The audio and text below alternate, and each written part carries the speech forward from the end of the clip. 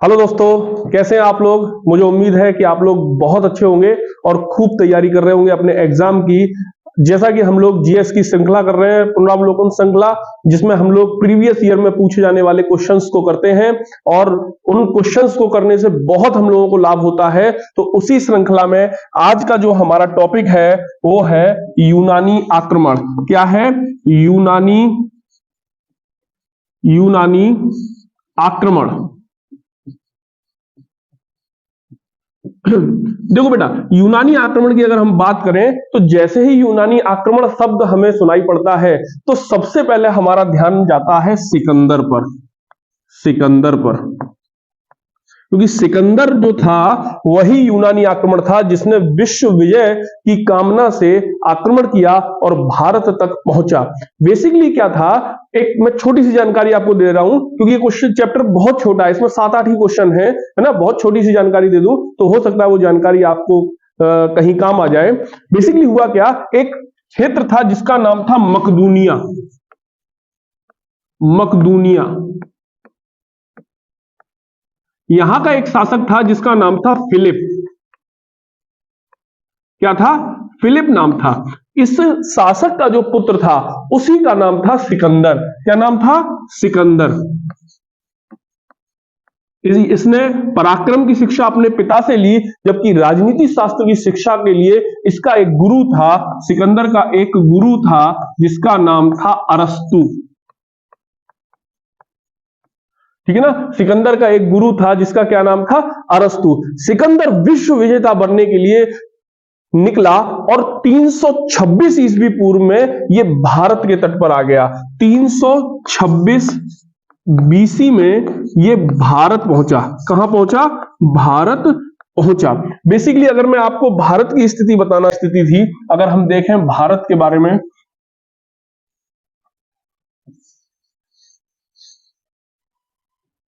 एक भारत का मैप मैं ड्रॉ कर रहा हूं आपके सामने। ये भारत अगर था तो उस समय भारत में ये नदियों का बहुत मुख्य रोल हुआ करता था सीमा के रूप में। सिंधु, झेलम, चिनाब, रावी, ब्यास और सतलज, इस तरीके से ये प्रमुख नदियां हुआ करती थी। तो 326 ईस्वी में आप देखिएगा, 326 ईस्वी में ये कहां पहुंचा? ये भारत के तटीय क्षेत्रों पे पहुंचा, बिल्कुल सिंधु नदी वाले क्षेत्र पर पहुंचा 326 बीसी में। और इसने क्या किया? सिंधु नदी को पार किया और सिंधु नदी को पार करके यहां पर एक क्षेत्र हुआ करता था तक्षशिला। तक्षशिला, इस क्षेत्र में इसने क्या कर दिया? प्रवेश कर दिया। तक्षशिला का शासक जो था वो इसकी भारी भरकम सेना को देखकर, इसके मनोबल को देखकर बड़ा अपने आप को कमजोर महसूस करता है और इसके सामने क्या कर देता है? आत्मसमर्पण कर देता है। 326 ईस्वी में ही क्या, ईस्वी पूर्व में ही क्या होता है? तक्षशिला का शासक इसके सामने क्या कर देता है? आत्मसमर्पण कर देता है। आगे चल के सिकंदर के मजबूत हौसले कम नहीं होते और सिकंदर आगे चल के झेलम नदी पर पहुंचता है। किस नदी पर पहुंचता है? झेलम नदी पर पहुंचता है। और झेलम नदी के पास एक पंजाब का शासक होता है, मैं यहां लिखता हूं, पंजाब का शासक होता है जिसका नाम होता है पोरस। क्या नाम होता है? पोरस होता है। क्या नाम होता है? पोरस। ये भी बहुत वीर शासक था और ये क्या करता है? झेलम नदी के तट पर पंजाब के शासक पोरस से युद्ध करता है और इस युद्ध को हाइडेस्पीज का युद्ध कहते हैं। इसको क्या कहते हैं? हाइडेस्पीज का युद्ध कहते हैं। इस युद्ध में सिकंदर का सामना पोरस से होता है। पोरस पूरी दम से, पूरे साहस से लड़ता है, लेकिन अंततोगत्वा पोरस हार जाता है। लेकिन सिकंदर भी उसकी वीरता से इतना प्रभावित होता है कि पोरस के जितने भी क्षेत्र सिकंदर ने अपने अधीन किए थे सारे क्षेत्र पोरस को लौटाता है और पोरस से कहता है कि आज से आप जैसा वीर योद्धा मेरा मित्र रहेगा, कभी भी आपको अगर मेरी आवश्यकता हो तो आप बताइएगा। इतनी बात करके सिकंदर आगे बढ़ जाता है। और एक यहां पर बड़ा मजे की बात है, एक राज्य होता है, ये क्वेश्चन पूछा गया है, बहुत ज्यादा पूछा गया है, एक राज्य होता है अश्वक।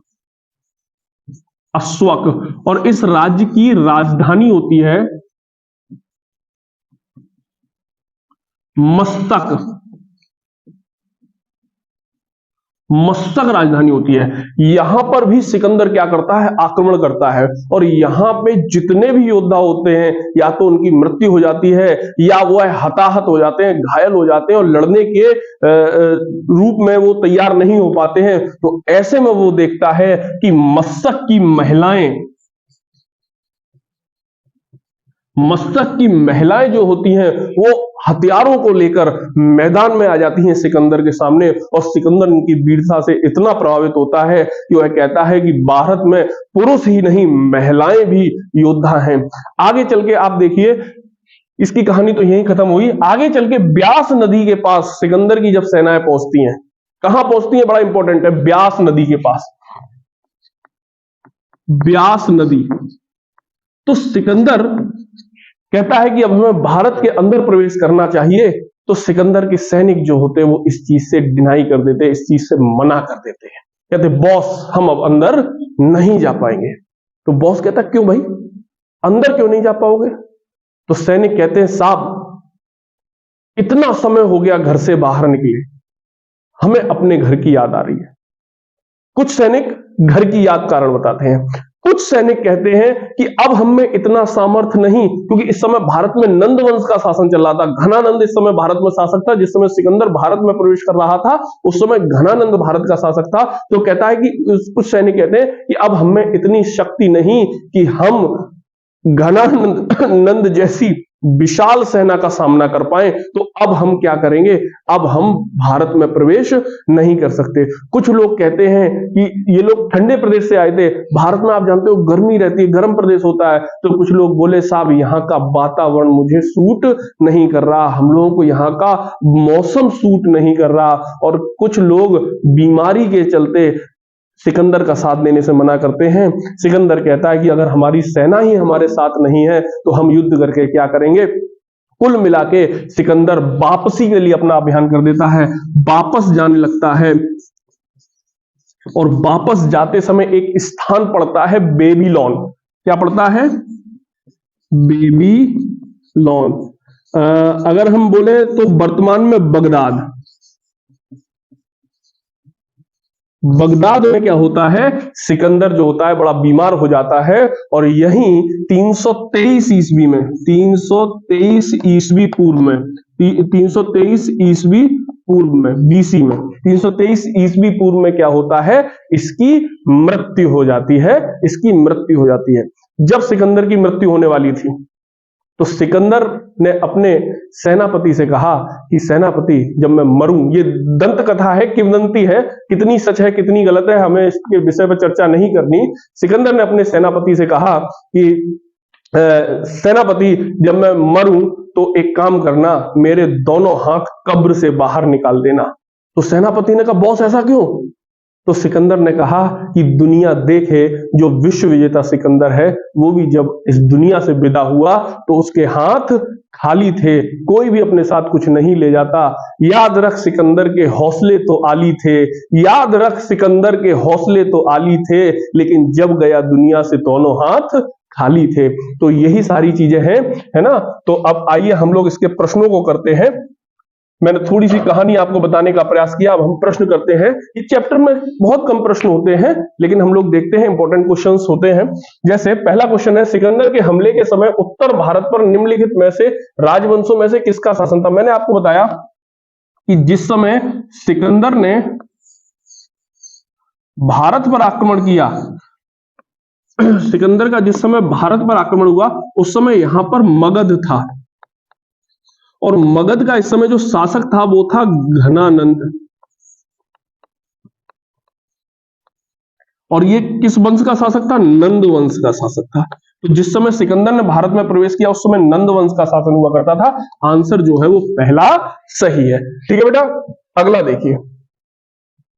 अगला है, निम्नलिखित में से मगध का कौन सा राजा सिकंदर महान के समकालीन है? अभी मैंने आपको बताया मगध का शासक धनानंद या धनानंद जो था वो उस समय था, तो क्वेश्चन का आंसर हो जाएगा धनानंद। महापद्मनंद जो था बेटा वो पहला शासक था जिसने नंद वंश की स्थापना की थी। ठीक है बेटा, अगला देखिए आप, अगला प्रश्न है, निम्नांकित कथनों पर विचार कीजिए। कथन ए, लगभग 2 वर्ष के अभियान के पश्चात सिकंदर महान ने 325 ईस्वी पूर्व में भारत को छोड़ दिया।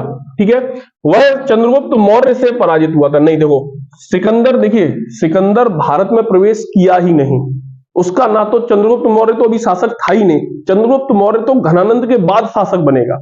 अभी घनानंद था, लेकिन घनानंद का भी युद्ध सिकंदर से नहीं हुआ था। हाँ आगे चल के सिकंदर का सेनापति है सेल्यूकस निकेटर, उसका युद्ध होगा चंद्रगुप्त मौर्य से, और चंद्रगुप्त मौर्य उसे युद्ध में हरा देगा। और जब वो चंद्रगुप्त मौर्य सेल्यूकस को युद्ध में हराएगा तो सेल्यूकस अपनी पुत्री हेलिना का विवाह उससे कर देगा, चंद्रगुप्त मौर्य से, और चंद्रगुप्त मौर्य को दहेज स्वरूप एरिया, अराकोसिया, जेड्रोस या पेरोपोलिस डाय, ये 4 राज्य जो है वो दहेज में दे देगा। लेकिन ये बात चल रही है किसकी बेटा, सिकंदर की बात चल रही है, तो सिकंदर का कभी चंद्रगुप्त मौर्य से युद्ध हुआ ही नहीं, तो दूसरा गलत है। इसलिए हमारा आंसर जो होगा वो होगा पहला सही परंतु दूसरा गलत, मतलब ए सही परंतु आर गलत, तो आंसर हमारा यहां पर हो जाएगा सी। ठीक है बेटा, अगला देखते हैं। अगला है, युद्ध भूमि में बड़ी संख्या में सैनिकों के मारे जाने अथवा आहत हो जाने के बाद किस भारतीय गढ़ अथवा राज्य की स्त्रियों ने सिकंदर के विरुद्ध शस्त्र धारण कर लिए। देखिए मैंने अभी आपको कहानी बताई थी, मस्सग राजधानी थी, अश्वक राज्य की राजधानी मस्सग थी, जहां की महिलाओं ने भी हथियार धारण कर लिए थे, तो आंसर हो जाएगा मस्सग, आंसर हो जाएगा आपका डी। ठीक है बेटा, अगला देखते हैं। अगला प्रश्न है, भारत में सिकंदर की सफलता के निम्नलिखित कारण थे। मतलब भारत में सिकंदर जितना सफल हुआ उसके क्या क्या कारण थे। तो पहला कारण है, उस समय भारत में कोई केंद्रीय सत्ता नहीं थी, ये बात सही है, उस समय भारत में कोई ऐसा राजा नहीं था जो पूरे भारत को एकीकृत करके चलता।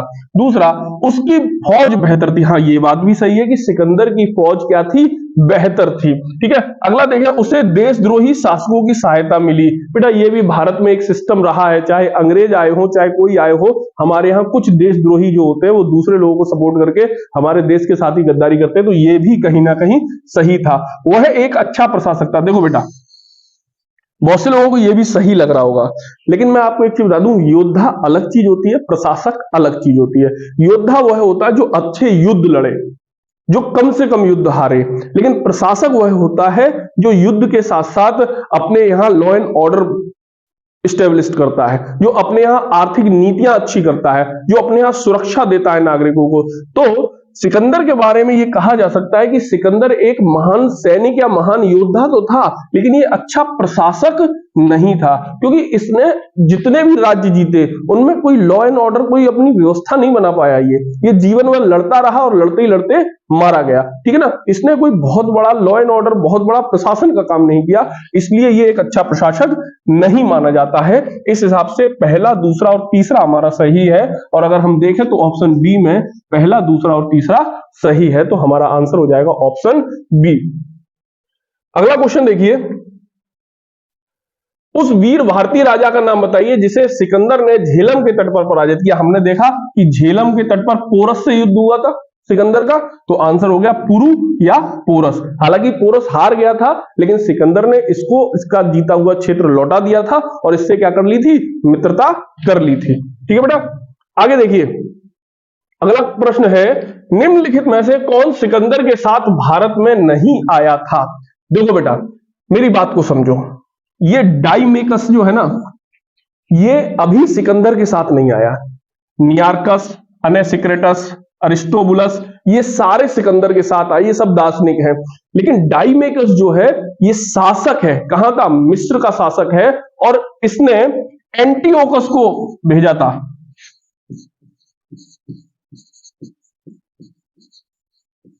एंटियोकस को भेजा था, ठीक है ना, कब मौर्य साम्राज्य में। तो ये सिकंदर के समय नहीं आया, तो हमारा आंसर हो जाएगा सी, कि डाइमेकस सिकंदर के समय नहीं आया।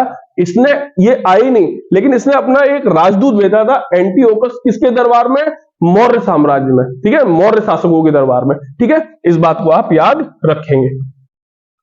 देख लीजिए 7 क्वेश्चन थे, 7 के 7 क्वेश्चन हो गए एकदम। सिकंदर के बारे में हमें इतना ही जानना था, यहीं से प्रश्न लड़ जाएगा। एक बार आप थ्योरी जरूर पढ़ लें जो मैंने अभी आपको बताई है, उसमें से कब आया कब गया ये सारी चीजें देख लें, बस हो गया आपका। लगे रहिए, अड़े रहिए, डटे रहिए, पढ़ते रहिए, सफल हो जाइएगा। जय हिंद, जय भारत।